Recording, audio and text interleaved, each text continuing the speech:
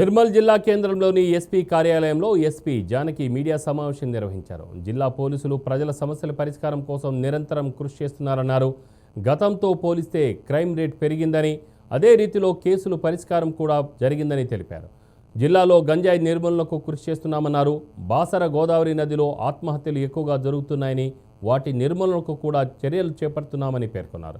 నిర్మల్, భైంసాలలో మహిళా traffic police స్టేషన్ల ఏర్పాటుకు ప్రతిపాదనలు పంపామని, పోలీస్ స్టేషన్లు త్వరలోనే కార్యరూపం దాలుస్తాయని ఆమె వెల్లడించారు.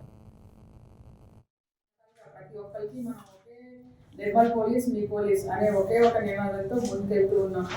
ఆ పోలీస్ దగ్గరికి వెళ్తే మీకు న్యాయం జరుగుతుంది అనే ఒక భరోసానైతే ఈ 1 year లో మేము కల్పించగలిగాము.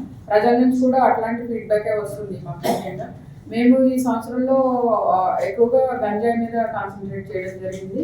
సో గంజాయి ఆల్మోస్ట్ నిర్మల్, బైన్సా, ముదోల్ ఈ ఏరియాస్లోనే మనకి ఎక్కువ ఉంటుంది. సో దీనిలో దగ్గర మనం 108 మందిని అరెస్ట్ చేయడం జరిగింది గంజాయికి సంబంధించి. పెద్ద పెద్ద పెడ్లర్స్ని పట్టుకున్నాము. తర్వాత చిన్న చిన్న వాళ్ళకి కొరియర్ లాగా చేసేవాళ్ళు కూడా పట్టుకున్నాము.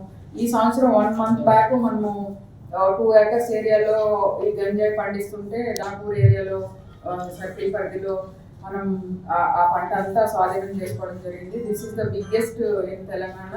ఒక తెలంగాణలో ఒక ఏరియాలో ఎంత పెద్ద ఎత్తున పండిస్తూ ఉన్న పంటని పట్టుకోవడం ఇదే మొట్టమొదటిసారి అని నేను అనుకుంటున్నా. సో దానికోసం ఈ ఖానాపూర్ సర్కిల్ ఇన్స్పెక్టర్ నేను అభినందిస్తున్నా. అలాగే మీకు అందరికీ తెలుసు, చాలా సంచలనం సృష్టించిన బిగ్ పాయింట్ కేసు మనము చేశాము. ఆ కేసులో మనం దగ్గర 8 మందిని అరెస్ట్ చేశాము. మిగిలిన చాలా మందిని తెలియకుండా, వాళ్ళకి తెలియకుండా అందులో ఇరుక్కుపోయిన